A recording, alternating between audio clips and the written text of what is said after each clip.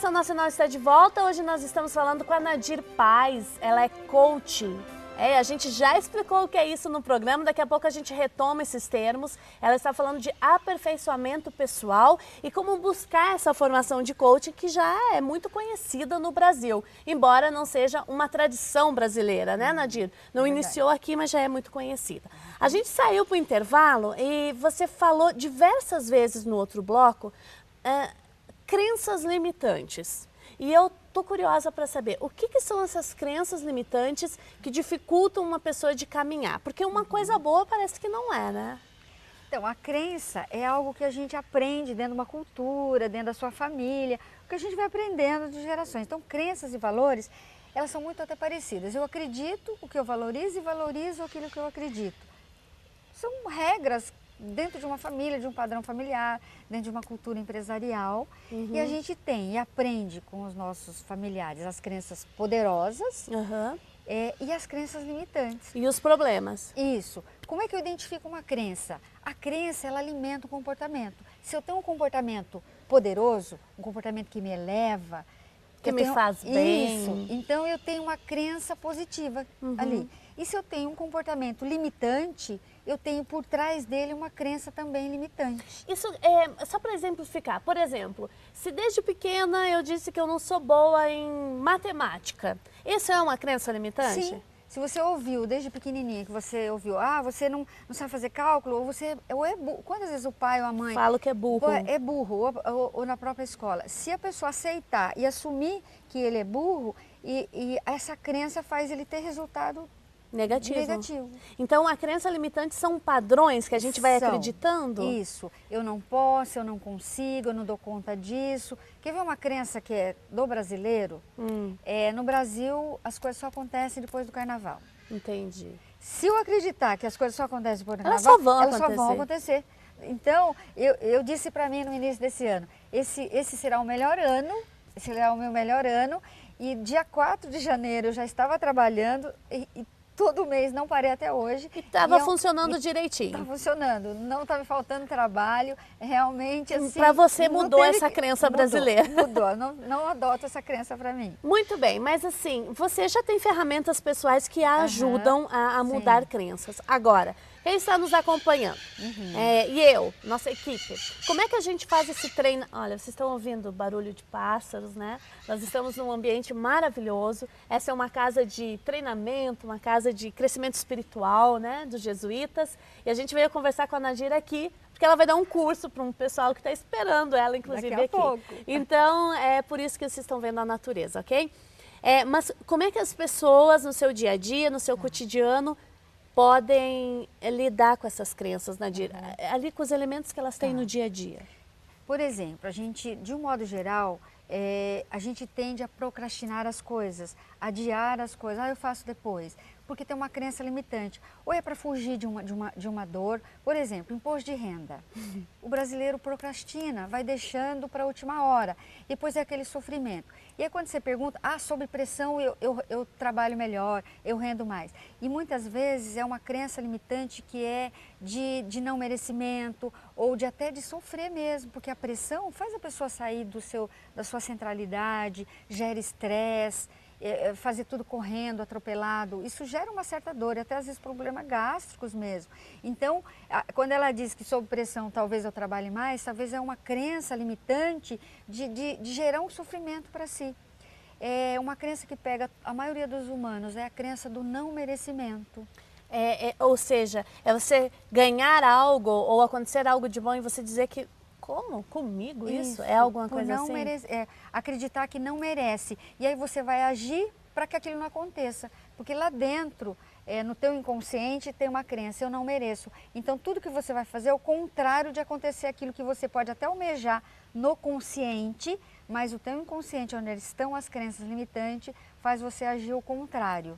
Muito bem, você falou de algumas características do povo brasileiro e eu acho que um dos problemas que tudo bem que nesse momento nós vivemos um problema econômico muito forte no Brasil, fato, né, político também, mas um dos problemas aí que afeta o brasileiro é a questão de dívidas, de não gerenciar bem as suas contas, de repente gastar onde não deve, depois sofre com isso.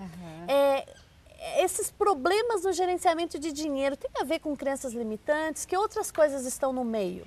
Eu acho que tem político, econômico, mas antes do político econômico está uma crise de valores. Porque se tem um corrupto, tem os dois lados. Alguém que...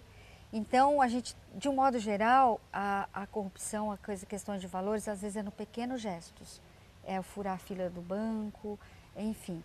Então, eu acho que acho que o humano, nós brasileiros, estamos passando por uma crise, primeiramente, de valores. É lógico que culminou na política, na economia e tudo mais. Né? Então, é uma crença, eu acho que não saber lidar com o dinheiro também é uma crença limitante. Aliás, o dinheiro, relacionamento, algumas questões é onde a gente tem muitas crenças limitantes. A gente aprende de pequenininho, dinheiro não dá em árvore, o dinheiro é sujo. E se eu acredito, por exemplo, que dinheiro é sujo, se eu tenho uma crença e que veio talvez lá de trás da minha família, eu posso não me dar bem com o dinheiro. Como é que eu vou? Dinheiro não traz felicidade porque dinheiro é sujo. Então, quando eu tenho, já não vou me sentir tão feliz com ele. Isso. E talvez nem saber usar. E, por exemplo, quer ver uma crença? Todo rico é ladrão, vamos imaginar.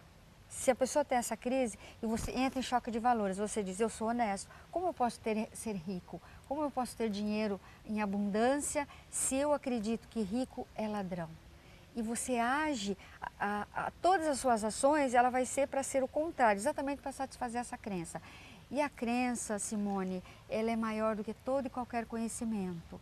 A pessoa pode ser um doutor, um PhD, em um determinado assunto. Se ele tiver uma crença limitante, o comportamento dele vai ser muito mais forte, baseado na crença do que no conhecimento que ele tem. Então, olha o impacto que a crença gera aí na nossa vida, né? E são tantas crenças que nós criamos e às vezes os grupos em que nós estamos também fortalecem essas crenças. Vem um padrão até familiar, cultural. Exato. Você tem uma larga experiência de trabalho com empresas. Qualquer busca que a gente faz aí do seu nome aparece onde você já trabalhou, nas empresas nas quais você trabalhou. Com altos executivos, inclusive. Como é que essas empresas te procuram? Em que circunstâncias? E que tipo de resultados elas buscam? Em que situações uma empresa pode buscar? Se tem uma questão de sinergia... O que é sinergia? Sinergia é engajar, é fazer com que... Na sinergia, 1 mais 1 não são 2. Se você tem uma sinergia, é muito mais. Sai dessa soma matemática. É engajar. Por exemplo, a nossa liderança, os líderes de um modo geral. A gente teve um aprendizado muito pautado no autoritarismo, na nossa cultura, né? Nós fomos colonizados no autoritarismo e hoje que a gente vem assim, abrindo mais essa questão das lideranças. Mas os gaps, tem muitos gaps, ou seja, o que seria um vazio, um vácuo aí entre... Os executivos de um modo geral, eles são muito pautados em resultados, em processo, em estrutura e isso é maravilhoso, eles são ótimos nisso. Mas onde é que falta? Onde é que tem um gap, um vazio? O que eles precisam desenvolver competência? Como engajar as pessoas? Porque as empresas são resultados de pessoas. E se eu tenho na liderança pessoas que sabem lidar com o processo, com os resultados, mas têm dificuldade em engajar, em se conectar com as pessoas, o que é engajamento? Engajamento é envolver-se racionalmente e emocionalmente. Entendi. E ele precisa ter um nível de autoconhecimento para ele poder, porque a distância que eu tenho do outro é proporcional ao que eu tenho de mim mesmo. Entendi. Então, o que você quer dizer é que quando essas empresas buscam o seu trabalho, no fundo, elas querem ter líderes melhores? Exatamente, para ter equipes melhores, para ter empresas melhores. A liderança, ele que comanda. Então, as questões é nas lideranças. Por que se fala, tem uma estatística que diz, preciso de 6 brasileiros para produzir o que o americano produz. Eu preciso de 7 brasileiros para produzir o que o alemão produz. Isso é uma crença limitante? Não, isso é fato, mas não que o brasileiro não trabalhe, ele trabalha muito.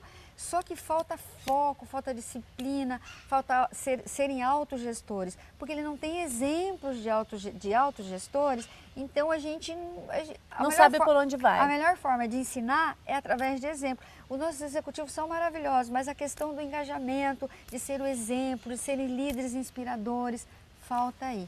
Muito bem, a gente vem conversando muito sobre essa função do coaching, do coaching, do coach.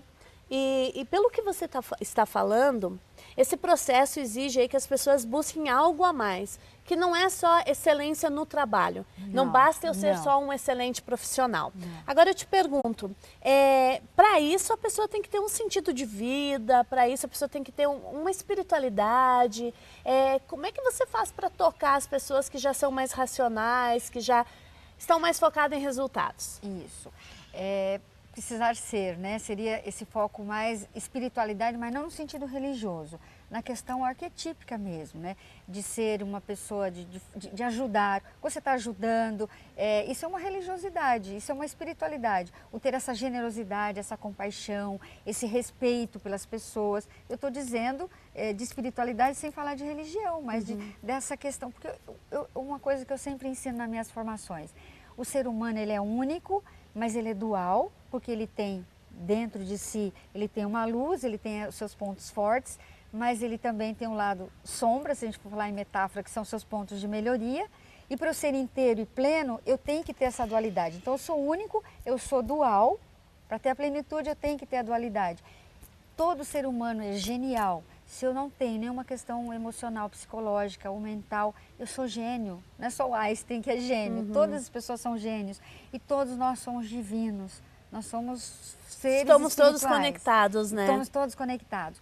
Então, isso e ter um propósito. Então, quando a pessoa tem um propósito, ela vai acionar e vai fazer todas as mudanças necessárias para a vida dela, seja em questões pessoais, seja em questões profissionais.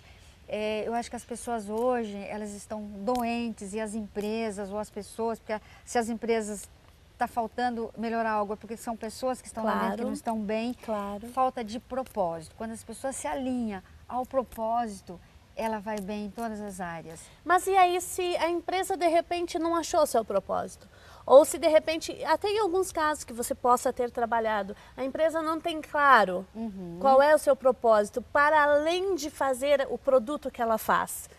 Como é que é esse trabalho? Precisa aí rever toda a missão dela? Eu preciso entender assim, porque o nosso propósito é a razão do nosso existir. Uma empresa, ela existe, foi criada por uma pessoa, e essa pessoa, quando criou, ela também tinha uma razão de existir, que talvez ela tenha identificado, e criou a empresa para criar um produto que era a razão da existência daquela empresa.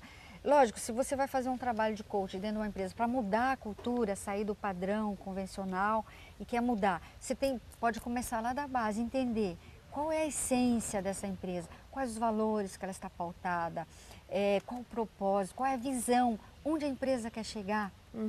Quando você alinha a visão, que seria o foco maior, né, onde eu quero chegar, fazendo o que eu faço e para quem eu faço isso, tudo fica mais fácil. E se o dono da empresa, o executivo, o empresário tem isso muito claro, fica muito mais fácil ele engajar as pessoas para terem essa clareza e irem com ele. E fazer a empresa crescer. Fazer a empresa crescer. Eu vou para um rápido intervalo, daqui a pouco eu volto falando sobre coaching. Não sai daí.